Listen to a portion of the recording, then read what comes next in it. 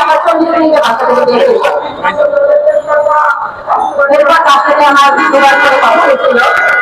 তখন তার কাছে আমি জানতে পারি দরবারটা একটু বিশৃঙ্খলা হয়েছে, কিন্তু সে কখন বলে নাই যে সেখানে কোনো প্রেমিকার বিদ্রোহ হয়েছে। যে ঘটনাটাকে পর্যন্ত সাজানো হয়েছে যে বিদ্রোহ, সেটা কখনো বিদ্রোহ ছিল না। এরপরে আমি আরো কিছু করার কথা বলি। আমার সংখ্যা ছিল 34 বছর ব্যাপারে রংপুর, ওইখানে আমি নগর পৌঁছানোর জন্য গিয়েছিলাম। সেখানে যাওয়ার পর ওখানে জওয়ানরা এত কান্নাকাটি করেছেন, তারা বলছিল যে আজকে যদি আমরা একজনও থাকতাম তখন ম্যাডামকে এভাবে ফিরত আসতে হতো না, বাচ্চারা আওয়াজ করা হতো না। আমাদের মধ্যে সম্পর্কটা ছিল জওয়ানদের সেটা কখনো বিদ্রোহ দিয়ে শেষ হতে পারে না। এখানে যেটা বোঝানো হচ্ছে যে বিদ্রোহ, আপনারা কেউ বিদ্রোহ করেন না, জওয়ানরা কখনো বিদ্রোহ করতে পারে না, কিন্তু বিদ্রোহ করতে পারে না। আপনারা সাধারণ বিচার উপদেষ্টা তার সাধারণ সময় বিচার উপদেষ্টা শেখ রেহানা বেগম মেজর জেনারেল তারেক সিদ্দিকী তাদের সাধারণ এটা ঘটনা ছিল পরিপূর্ণ একটা হত্যাকাণ্ড ছিল, কিন্তু এটা হত্যাকাণ্ড তারা জওয়ানদের উপরে দোষ দিয়ে এটাকে রেখেছিল। তারপরে আমি যখন ছিলাম আমাকে রুম থেকে ধরে নিয়ে যায়, আমি যে রুমটা করেছিলাম সায়ানের নামে তিনজনের একটা বাসা, আমার রুমে তিনজন ভূমি ভাষী লোক 9 থেকে 12 মিনিট আমার রুমে প্রবেশ করেছিল, আমাকে রুম থেকে বের করে নিয়ে বের করে নেওয়ার পর আমি খেয়াল করেছি তিনজন লোক হিন্দিতে ভাষা বলছে, তিনি ভাষায় কথা বলছিল। আর 3 বছরের মতো আমার 3 বছর আমার ক্ষেত্রে পোস্ট ছিল। আমি কোনোদিন কোনো শরীরের মধ্যে হিন্দিতে কথা শুনি ছিল। আর আমার স্কুল থেকে আমার বাচ্চাদের চলে নেয়, তারপর তাদের খুলেছে ঘরে তারা ছেলে না খুলে তারা 2.5 বছর আর 9.5 মাস বয়সে ছিল।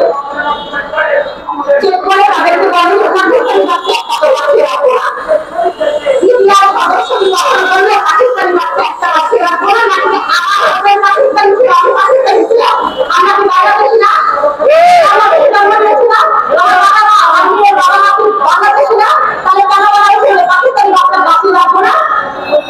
এই কথাটা তার সাধারণ আমার কথা, এগুলো কি অন্য দেশ থেকে বলা না? এই ঘটনা আমি 3 মাস 2009 সালে করেছিলাম। ওনাকে বলার পর আমাকে বলছে কথা কোনোভাবে কোনো মিডিয়া কোনো জায়গায় বলা যাবে না। আমি কখনোই আমি বলেছি, আমি মিডিয়াতে বলেছি সেই কথাগুলো আপনারা করতে পারেন। আমি এখন যারা আপনাদের কাছে স্টেটমেন্ট দিয়েছি এই কথাটা আমি কখনো সংসদে গেছি ফাইনাল কাগজগুলো জমা না হয়।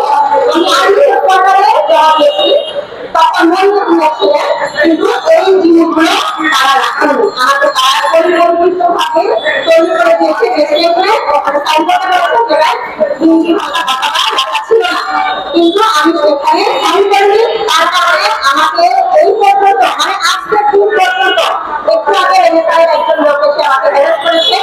এই ঘটনাটা আমার সাথে রিপিটেডলি হয়ে যাচ্ছে। আমার 14 সন্তানকে আইসিসি থেকে বাদ দেওয়া হয়েছে এবং আমি কোনো কিছু নিয়ে কোনো বাহিনীকে নিয়ে কোনো করে কথা বলতে চাচ্ছি না, কিন্তু অনেকের অযোগ্য সন্তান থাকছে এবং যোগ্য সন্তানদের বাদ দেওয়া হচ্ছে। মুজিবের সন্তান 87তম রাউন্ড করতে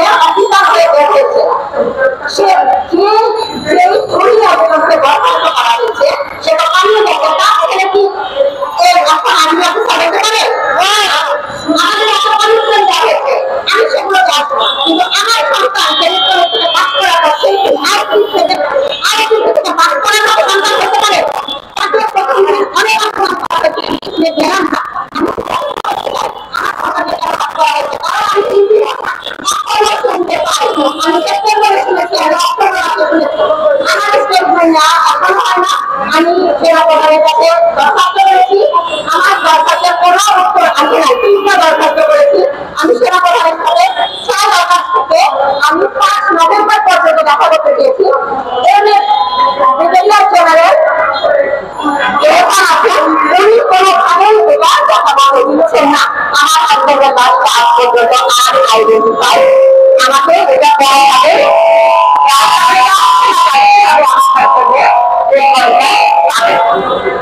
এখন বিডিআর সদস্য যারা আছে তারা তো অনেকে কষ্ট করছে, তাদের পরিবার কষ্ট করছে, তারা নির্দেশ অবস্থায় জেলে আছে, তাদের জামিন হচ্ছে না। এগুলো কোনো বিচার হবে না, তারা তো বিচার পাবে না, আমরা তো পাচ্ছি না, তারাও পাচ্ছে না। এই বিচার আমরা কারো কাছে পাবো, কমিটি হবে, এভাবে চলে থাকে। এটা একটা চলমান প্রসেসিং থাকবে, কতদিন থাকবে, সবকিছু হবে আমি বুঝলাম, কিন্তু কতদিন আপনারা আগে সাথী বলেন যেন আমরা এই জিনিসটা খুব